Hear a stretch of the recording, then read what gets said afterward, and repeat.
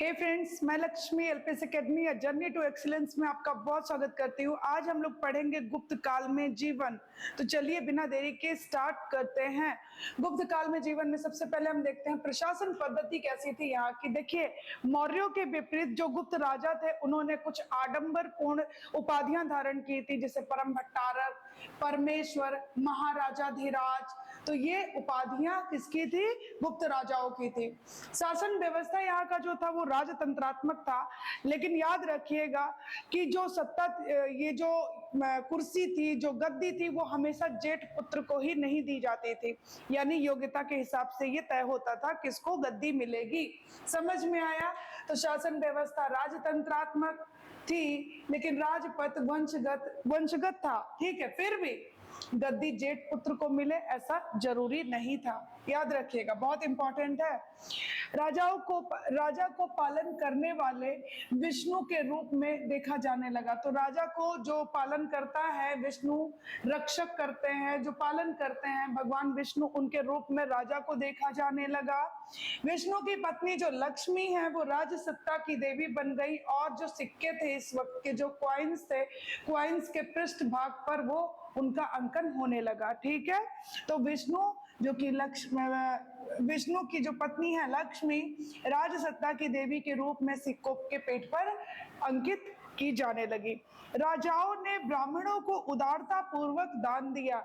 अभी आप जब देखोगे सामाजिक जो जीवन है उसमें कि ब्राह्मणों का वर्चस्व बहुत बढ़ा है ना। राजा ये मूलतः जो ये थे, गुप्त थे, ये वैश्य माने जाते थे, लेकिन इन्होंने, ब्राह्मणों ने इनको क्षत्रिय बोला है ना। चलिए अभी हम आगे देखेंगे उसे। अब देखिए, भूमि संबंधी करों की जो संख्या थी वो बढ़ी। तो जो भूमि संबंधी जो टैक्सेस थे वो बढ़ गए, जो कर थे, लगान थे, और वाणिज्य जो कर थे उनकी संख्याओं में कमी हुई। एक चीज याद रखिएगा, भूमि संबंधी करों की संख्या बढ़ी और वाणिज्य करों की संख्या घटी। अब ये जो उपज था ना, प्रोडक्शन जो होता था, उसका कितना, कौन सा भाग वसूला जाता था, तो चौथे से लेकर छठा भाग जो है वो वसूल लिया जाता था, यानी वो कर के रूप में लिया जाता था, उपज का चौथे से छठा भाग।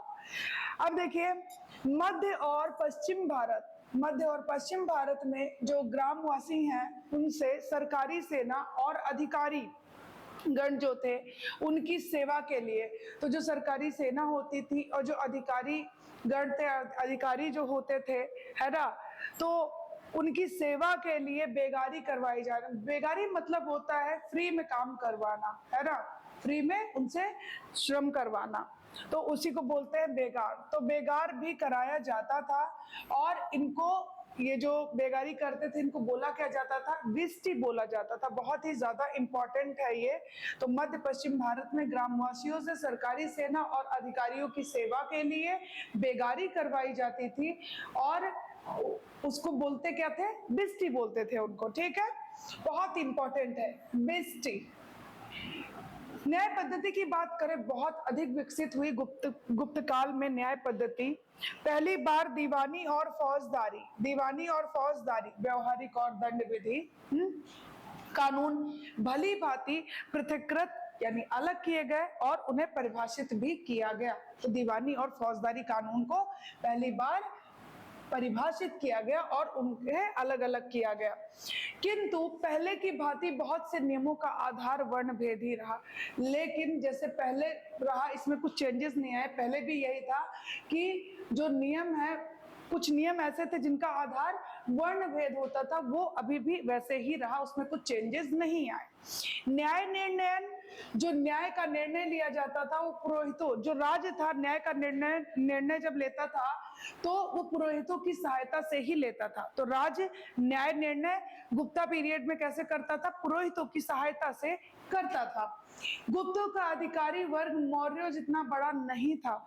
तो मौर्यों का जो अधिकारी वर्ग था वो बहुत ज्यादा बड़ा था, गुप्तों का उसके कंपैरिजन में छोटा था। ठीक है, सबसे बड़े जो अधिकारी होते थे उनको बोला जाता था कुमारामात्य, जो नगद वेतन पाते थे। तो कुमारामात्य को नगद वेतन दिया जाता था, है ना। इस वक्त जो स्वर्ण यानी गोल्ड जो कॉइन्स थे वो उनको क्या बोला जाता था? दिनार, है ना।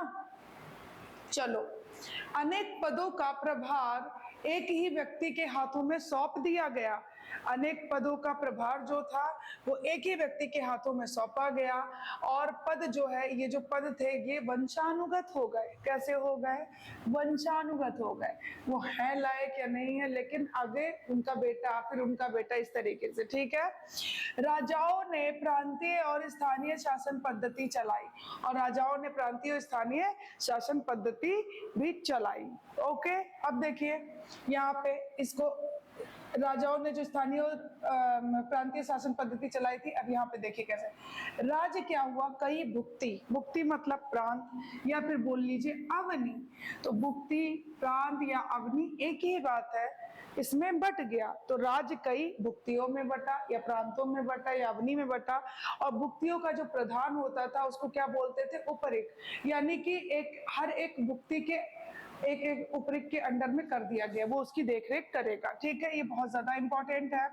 भुक्तियां, अब ये भुक्तियां जो थी, ये जो प्रांत जो थे, ये प्रांत फिर से कई विषय में या जिलों में बदल गए, कि कई विषयों और जिलों में ये बट गए।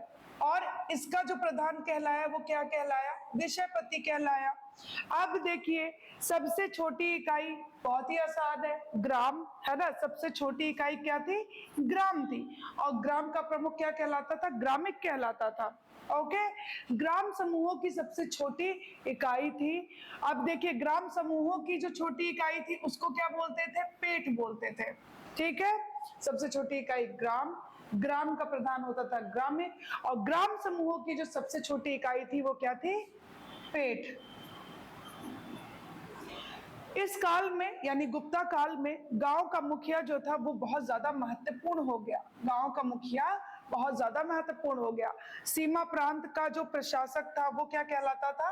गोप्ता कहलाता था। यहाँ से प्रश्न बहुत ज्यादा आते हैं, ये फैक्ट रटने वाले हैं, और इसे रटना पड़ेगा, उसके जैसे भी रटिए, बहुत ही ज्यादा इंपॉर्टेंट है ये। ओके, अब देखिए भाग क्या था?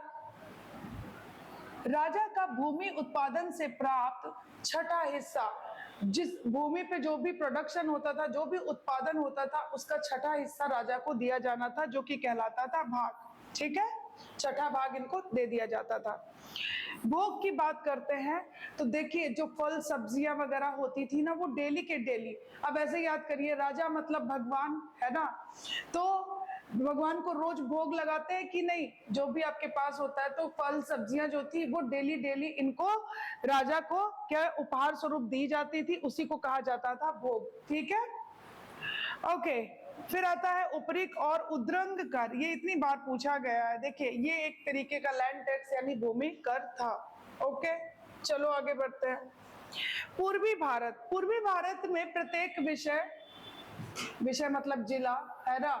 जैसे अभी आपने देखा विषयपति, तो विषय यानी जिला को विधियों में बांटा जाता था। अगर पूछे पूर्वी भारत में किस में बांटा जाता, तो विषयों को विधियों में बांटा जाता था, और विधियों को फिर से ग्रामों में बांट दिया जाता था। ये याद रखिएगा, पूर्वी भारत। ठीक है, भूमि स्वामी कृषकों से बेगार या बिस्टी लिया करता था। तो जो भूमि का स्वामी होता था, जिसकी भूमि होती थी, वो कृषकों से बेगार या बिस्टी लिया करता था। बेगार यानी फ्री में जो काम करवाते हैं, बेगारी करवाते हैं।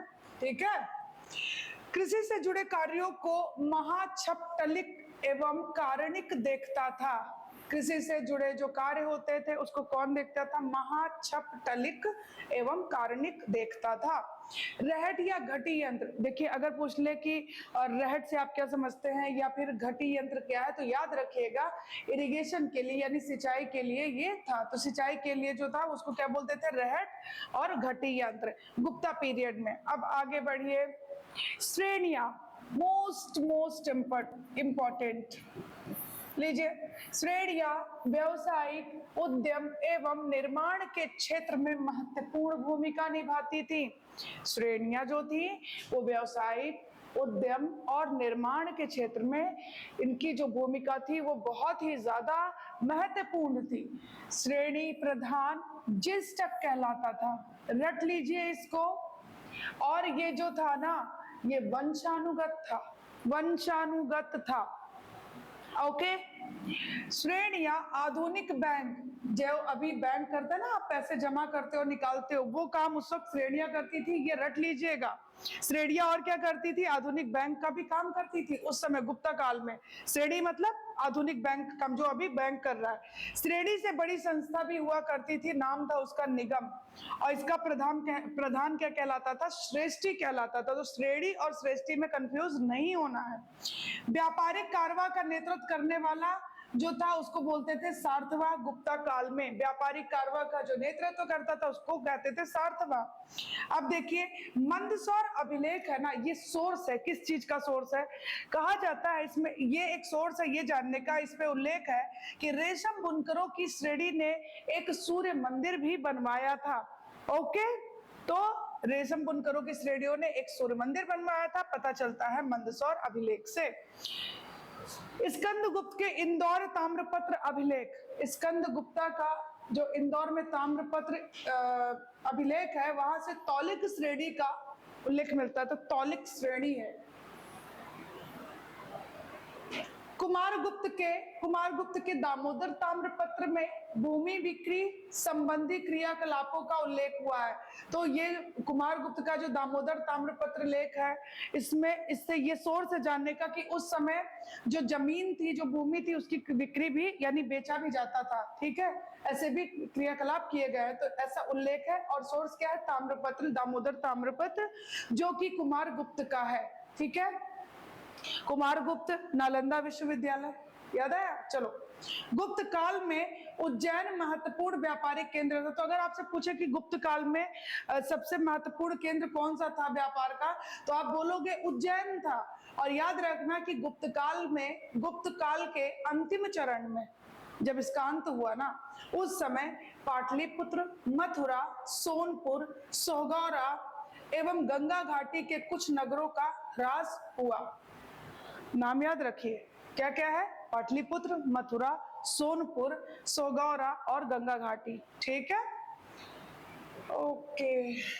चलिए, गुप्त काल में शूद्रों की आर्थिक स्थिति में सुधार हुआ। देखिए, शूद्रों को उपनयन संस्कार का बिल्कुल भी अधिकार नहीं था, है ना। लेकिन गुप्ता काल में क्या हुआ? इनको महाभारत, रामायण और पुराण सुनने का अधिकार मिला। साथ ही याद रखिएगा कि कृष्ण को भी ये पूज सकते थे। ठीक है, ये भी इनको अधिकार मिला। साथ ही स्त्रियां, कृष्ण ने भगवत गीता में बोला भी है कि भाई जो जन्म से अपवित्र मानी जाती हैं स्त्रियां, वैश्य, शूद्रा, वो भी मेरी पूजा कर सकते हैं, है ना। तो गुप्त काल में शूद्रों की नहीं, स्त्रियों की भी दशा सुधरी। अब देखिए, गुप्त काल में शूद्रों की आर्थिक स्थिति में सुधार, दासों को दासत्व भाव से मुक्त कराने का प्रथम प्रयास कहाँ पे उल्लेख मिलता है? नारद स्मृति। स्मृतियां पढ़ा चुकी हूं मैं। आप YouTube चैनल पे हमारे एलपीएस एकेडमी के जाइएगा और वहां पे मैं डिस्क्रिप्शन में लिंक डलवा दूंगी, ये बेस्ट रहेगा। ठीक है, जो भी स्मृतियां हैं वो मैंने करवाई है। ठीक है, मनुस्मृति, नारद स्मृति, ये सब करवा रखा है मैंने। ठीक है, याज्ञवल्क्य स्मृति। तो दासों को दासत्व से भाव से मुक्त कराने का प्रथम प्रयास नारद स्मृति में। नारद और पराशर स्मृति में विधवा विवाह के प्रति भी समर्थन किया गया है। कौन कौन सी स्मृति है? नारद और पराशर स्मृति। विधवा विवाह के प्रति भी समर्थन किया गया, यानी विधवाओं को भी विवाह करने का अधिकार है। सर्वप्रथम सती प्रथा का प्रमाण 510। देखो, मैं पहले भी बता चुकी हूँ, उसका जो पाठ आया था गुप्त काल का, कि सती प्रथा का जो सबसे प्राचीन अगर हम उदाहरण दें तो 510 का भानुगुप्त का एरण अभिलेख है।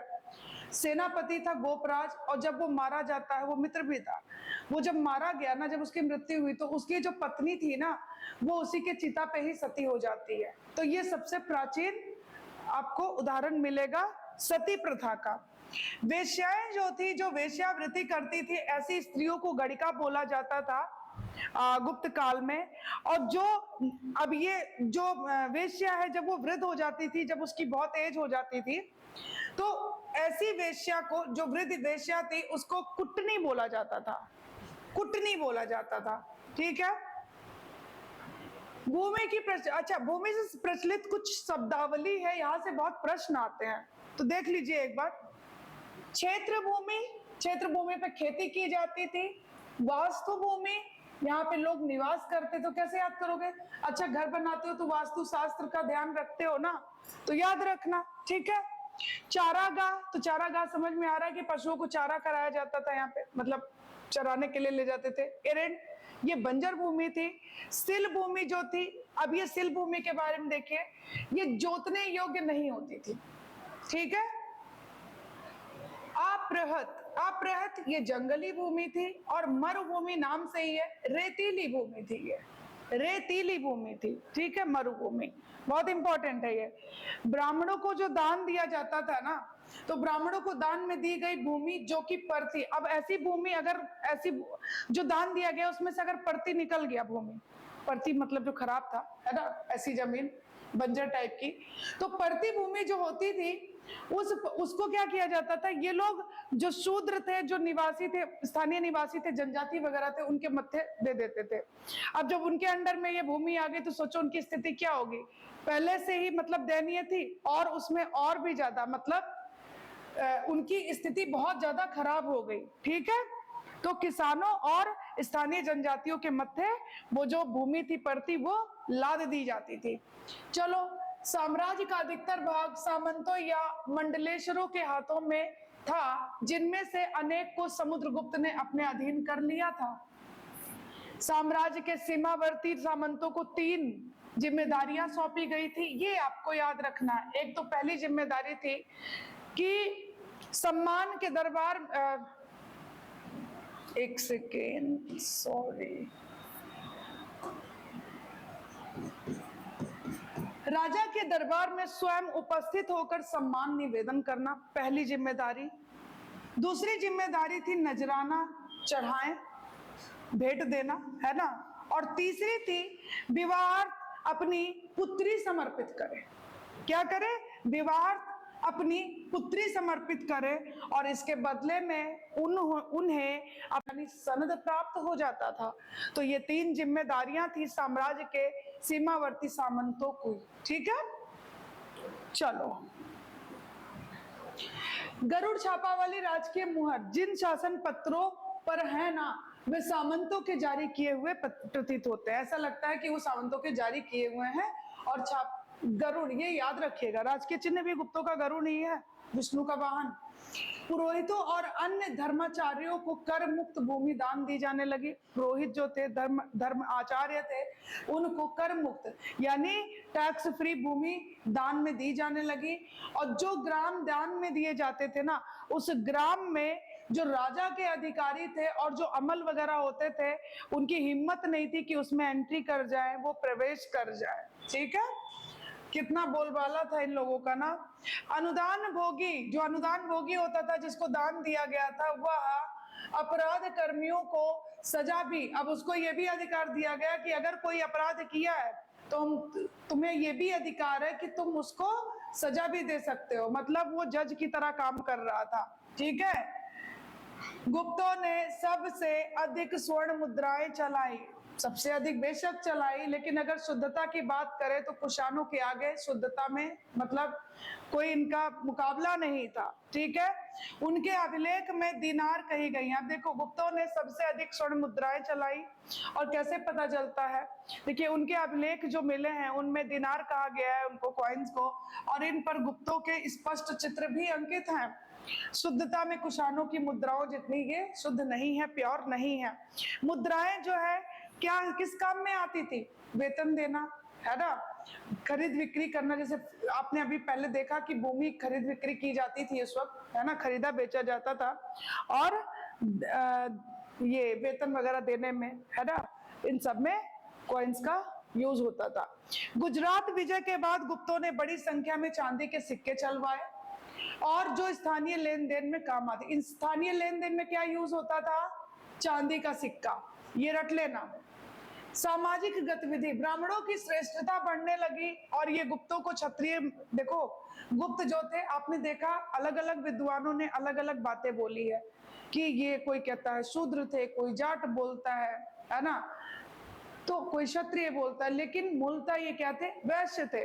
और इनको ब्राह्मणों ने क्या बोला? इन्होंने गुप्तों को क्षत्रिय बोला, ठीक है।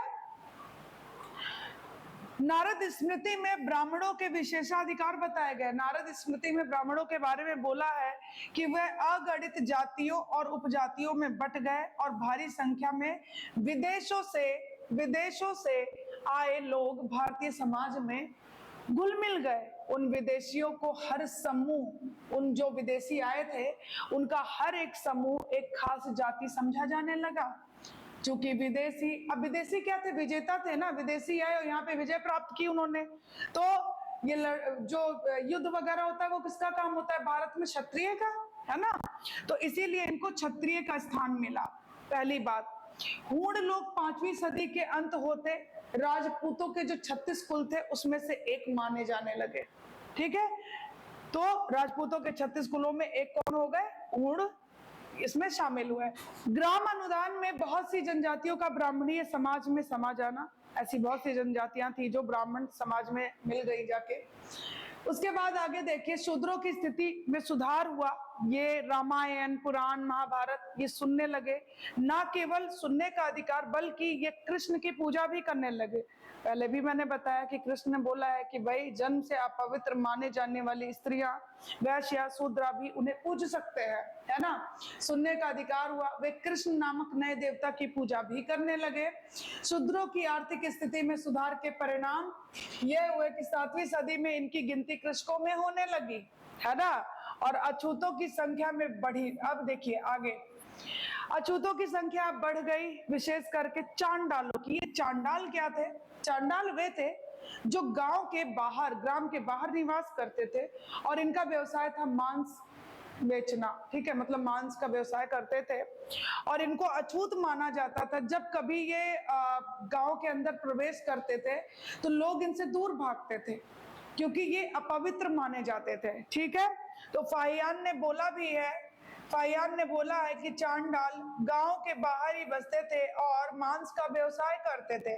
जब कभी नगर में प्रवेश करते तो उन्हें उनसे दूर ही लोग उनसे दूर ही रहते और शूद्रों की तरह स्त्रियां भी। अब आगे देखिए, अब देखिए, शूद्रों की तरह स्त्रियां भी, रामायण पहले ही बताया मैंने कि शूद्र ही नहीं स्त्रियां भी। ठीक है, तो शूद्र की तरह स्त्रियां भी अब क्या करेंगी, रामायण, महाभारत ये सब और पुराण सुनने का इन्हें अधिकार हो गया। कृष्ण की पूजा विहित कर दी गई। आगे देखिए कि स्वतंत्र जीवन निर्वाह, अब याद रखिएगा इनको फ्रीडम नहीं था, ये स्वतंत्र नहीं रह सकती थी। ठीक है, स्वतंत्र जीवन निर्वाह का साधन प्राप्त इनको नहीं था। निम्न, अब देखिए जो उच्च वर्णों की थी ना उनको नहीं था, जो निम्न वर्ण की थी ना उनको था। मतलब फ्रीडम किसको था, जो निम्न वर्ण के लोग थे। ठीक है, उच्च वर्ण के लोग अधिक से अधिक जमीन अर्जित करने लगे। अधिक से अधिक जमीन अर्जित जब करने लगे ना तो जितनी संपत्ति उतना ही ज्यादा अहंकार और उतना ही ज्यादा अपने आप को बताना। देख लीजिए, जिससे उनमें अधिक से अधिक पत्नी, अब जमीन का पत्नी से क्या संबंध था, भूमि का, ये अधिक से अधिक, ये भी नहीं है कि एक नहीं दो शादी कर सकते थे, अधिक से अधिक पत्नी रखने का अधिकार इनको हो गया। और केवल अधिकार ही नहीं हुआ था, उनके जीवन पे भी अपना अधिकार, अपना वर्चस्व बनाने लगे थे। इनकी तो ये यहां तक उनसे ये आशा करते थे कि जब इनकी मृत्यु हो ना तो इनके चिता के साथ वो भी बैठ जो है अपने आप को खत्म कर ले। तो याद रखिएगा, जैसा कि आप जानते हैं कि भानुगुप्त का एरन अभिलेख जो प्राचीनतम सती प्रथा का उदाहरण है 510 ईस्वी का है। भानुगुप्त की जो जो गोपराज की पत्नी होती हैं, जब गोपराज मरता है तो उसी के चिता पर जलकर मर जाती हैं, है ना। तो इनकी मतलब की एक्सपेक्टेशंस कुछ भी हो सकते हैं।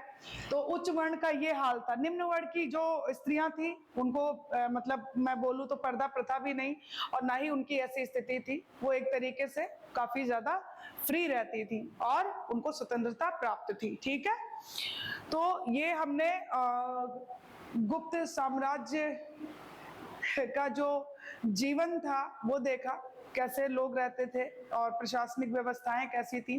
आगे हम देखेंगे कि गुप्त जो साम्राज्य था उसका पतन कैसे हुआ, उसके कारण को देखेंगे। तो मिलते हैं फिर नेक्स्ट वीडियो में। उम्मीद करती हूँ कि आपको वीडियो अच्छा लगेगा। Thank you so much.